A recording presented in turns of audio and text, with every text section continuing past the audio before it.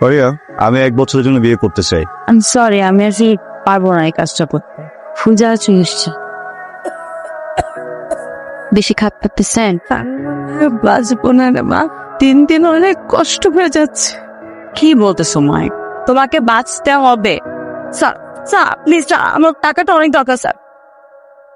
আমি রিহান, পত্রিকাতে আমার নামটা ভুল লেখা আছে, ঠিক আছে? আমার আসল নাম যদি পত্রিকাতে চলে আসে প্রবলেম হবে। একটা কথা জিজ্ঞেস করি, বলুন।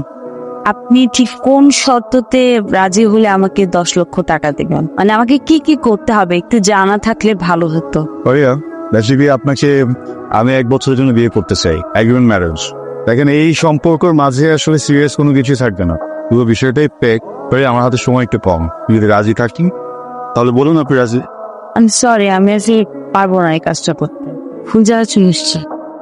হ্যাঁ বেবি, না এমন মেয়ে তো খুঁজেই পাচ্ছি না আমি। মাত্র একটা মেয়ের সাথে মিটিং করছিলাম, ওকে দেখে মনে হচ্ছে লোকে হবে, বাট ও এগ্রিমেন্টের কথা শুনে ভয় পালিয়ে গেল। বেশি খাপ করতেছেন? আমি আর বাঁচবো না রে মা, আমার মেয়ে ভাবিস না, আমি আর বাঁচবো না। কি বলতেছো মাই?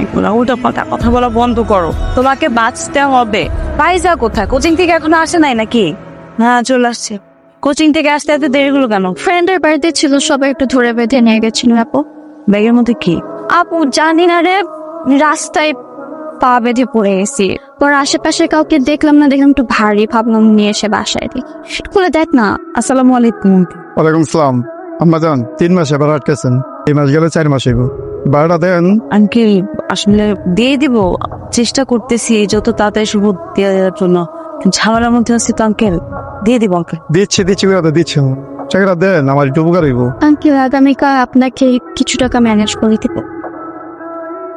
হ্যালো, আমি ফারিয়া বলছি। আগামীকালকে আপনি কি একটু ফ্রি আছেন? দেখা করতে চাই। হ্যাঁ, আমি আপনার এগ্রিমেন্টে সাইন করতে রাজি আছি। ইউ লেট, আমি অলরেডি একজনকে হায়ার করে ফেলেছি। স্যার স্যার প্লিজ স্যার, আমার টাকাটা অনেক দরকার স্যার। আপনি যা বলবেন আমি তাই করবো স্যার। আপনি চলুন। আপনার মার এখন কি অবস্থা? খুব খারাপ অবস্থা। সরি, আমার গার্লফ্রেন্ডের নাম নীরা, ও দেশের বাইরে থাকে।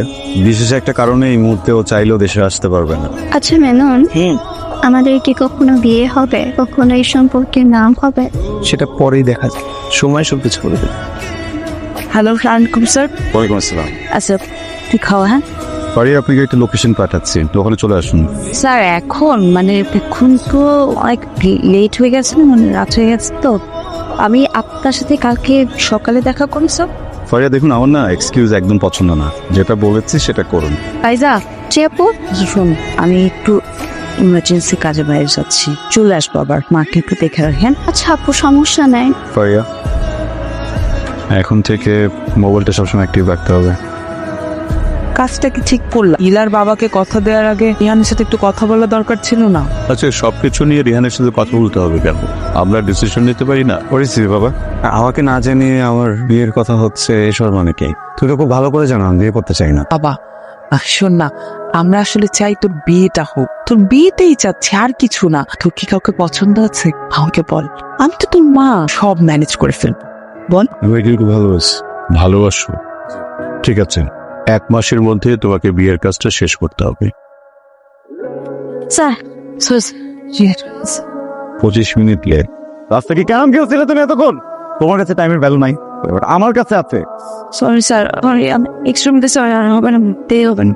আই এম সরি, আমার না আসলে মাথাটা একদম ঠিক নেই, খুব টেনশনে আছি। তোমাকে ফ্যামিলির সামনে নিয়ে যাব, পুরো বিষয়টা নিয়ে অনেক বেশি নার্ভাস। তারা যদি বুঝে ফেলে কোনোভাবে কি হবে, কোনো আইডিয়া আছে তোমার? হ্যাঁ জি স্যার। দেখো, আমার মা বা বাবা কেউ যেন কোনোভাবে কোনো কিছু আঁচ না করতে পারে, আর তারা কিন্তু জানো তুমি এতিম। ওকে কথায় কথায় স্যার কেন বলছো? আজব, বাসায় গিয়ে একই করবা। Sorry sir. কি রে, এ কি তোর গার্লফ্রেন্ড? গার্লফ্রেন্ড ছিল, এখন বউ। বউ মানে কি? তুই একা একা বিয়ে করে ফেলছি? রিয়ানের বাবা, এই দেখো তোমার ছেলে তোমার কথা রেখেছে। বাবা, কি নাম তোমার? আমার নাম ফারিয়া। বাসায় কে কে আছে? বাসায় কেউ নেই, বউ এতিমখানায় বড় হয়েছে। আর তুমি বসো না, আই বয়, আমি একটু মিষ্টির ব্যবস্থা করি। মিনিট, আবার একটা কন্ডিশন আছে। কন্ডিশন কি?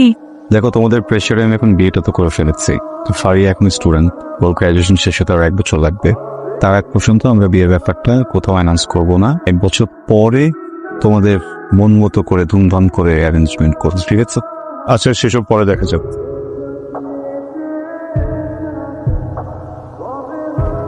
তোমরা কবে হানিমুনে যাবে ঠিক করেছো কিছু? রিহান তো বললো সিঙ্গাপুর নিয়ে যাবে তোমাকে। মা, তোমার কি কোনো দেশ পছন্দ আছে?